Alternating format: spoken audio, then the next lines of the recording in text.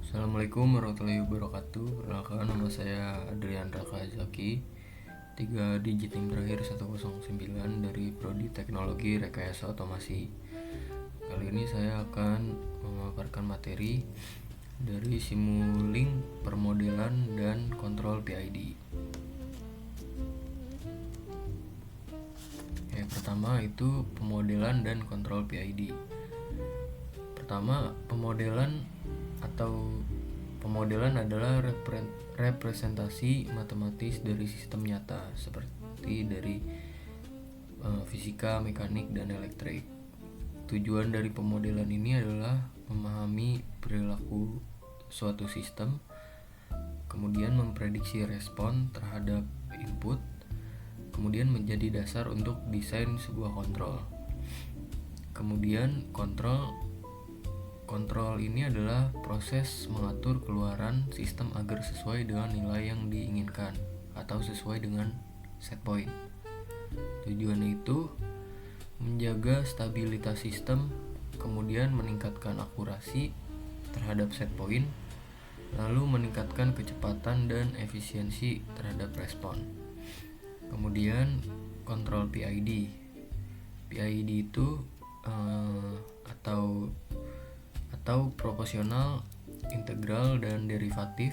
Nah, fungsinya itu untuk menghitung sinyal kendali berdasarkan error atau selisih antara set point dengan hasil output. Nah, karakteristiknya itu yang pertama itu proporsional, itu mengatur seberapa besar respon. Kemudian integral itu untuk menghilangkan error tetap. Kemudian derivatif itu untuk meredam perubahan secara mendadak. Nah, selanjutnya proporsional, integral, derivatif atau PID. Yang pertama ada di proporsional, itu fungsinya untuk merespon langsung terhadap besar error. Semakin besar error, maka semakin besar sinyal kendali. Nah, kelebihannya ini responnya cepat dan kekurangannya tidak bisa menghilangkan error sepenuhnya atau masih ada steady state error. Kemudian integral, fungsinya ini untuk mengakumulasi nilai error dari waktu ke waktu, seperti mengkoreksi error kecil yang tersisa agar benar-benar nol. Kelebihannya itu untuk menghilangkan steady state error.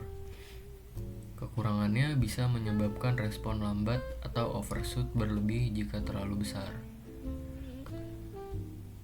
Kemudian derivatif, fungsinya itu untuk merespon berdasarkan laju perubahan error. Bisa memprediksi arah perubahan sistem sehingga mengurangi overshoot dan membuat sistem lebih stabil.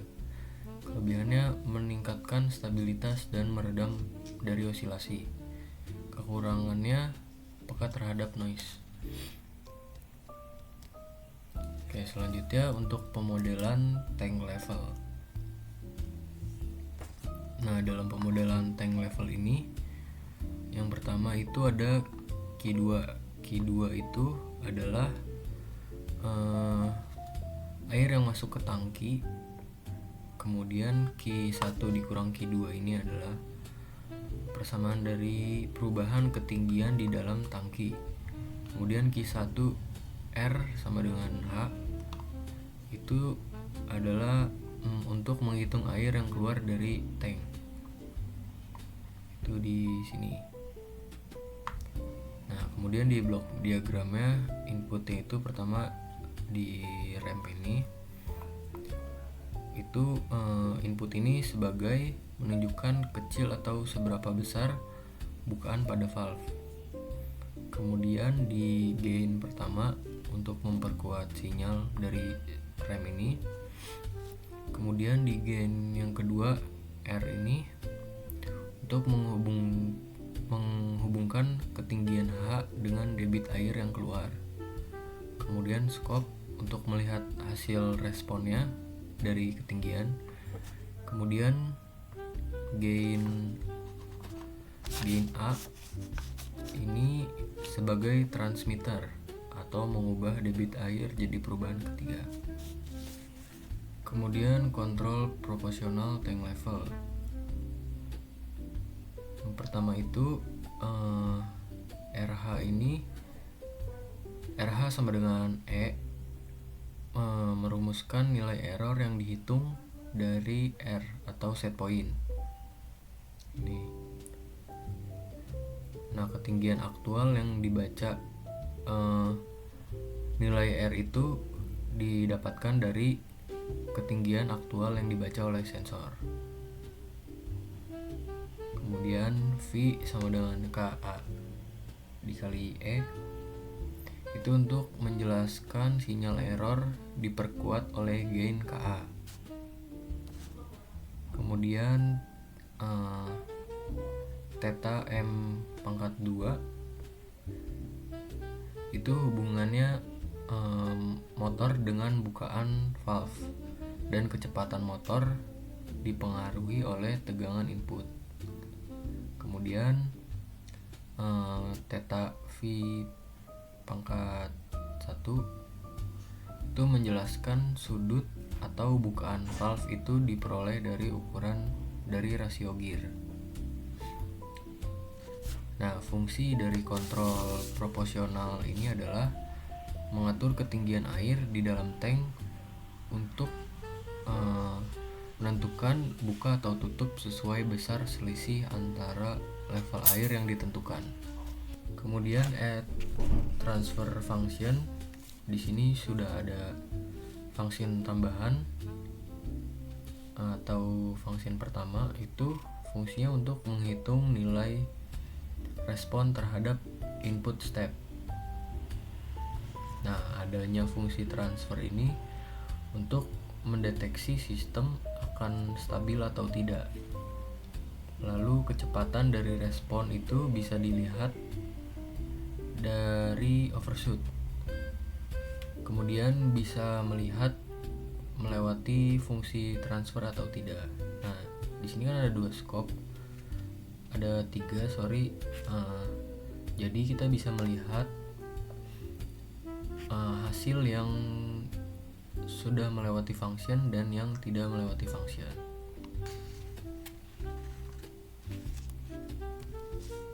Oke.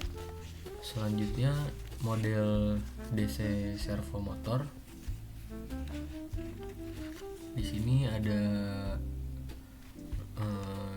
rumus itu V sama dengan IR ditambah LI ditambah E. Nah, ini adalah total tegangan pada rangkaian ini. Kemudian E sama dengan KB theta pangkat 1. Ini adalah tegangan balik sebanding dengan putaran pada rotor. Kemudian T sama dengan KT dikali I. Ini adalah torsi sebanding dengan arus pada rangkaian. Kemudian T sama dengan J theta pangkat 2 ditambah B theta pangkat 1. Ini adalah torsi digunakan untuk melawan inersia rotor dan gesekan. Kemudian di blok diagram ini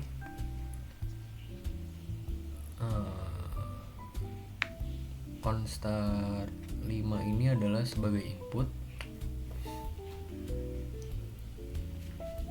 Kemudian di sini ada gain sebagai penguat, gain 2, kemudian integrator, kemudian kembali lagi ke awal atau sebagai feedback. Selanjutnya add S domain. Add S domain ini mengubah jadi fungsi Laplace dari domain T atau waktu menjadi domain S. Nah, fungsi dari domain ini untuk mengatur putaran rotor sesuai atau tidak dengan set point yang ditentukan.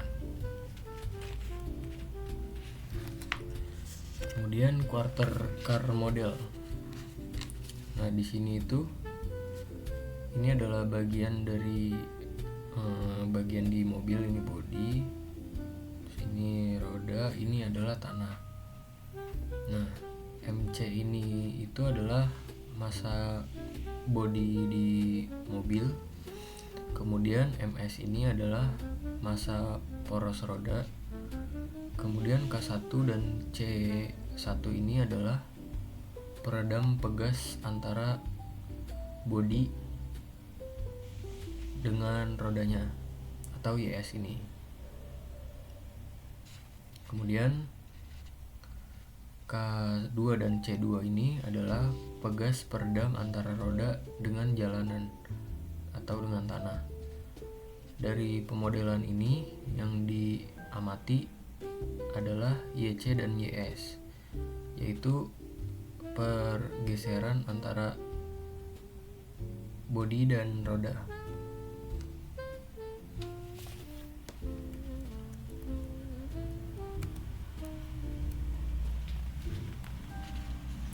Kemudian quarter selanjutnya, setelah menggunakan transfer function di quarter car model, yang pertama itu di sini step sebagai input. Kemudian di transfer function 2 ini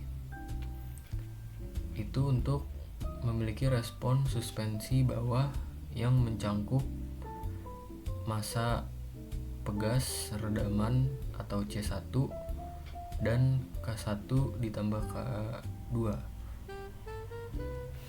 Kemudian function selanjutnya itu di transfer function 1 yang ini itu mewakili bagaimana bodi mobil atau YC merespon gaya dari suspensi bawah.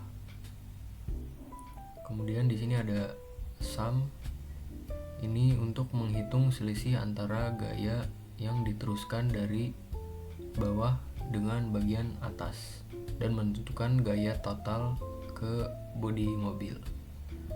Kemudian di sini ada scope. Scope itu untuk melihat perbandingan nilai input dan bagaimana hasil outputnya. Oke, sekian dari video saya. Kurang lebihnya mohon maaf. Assalamualaikum warahmatullahi wabarakatuh.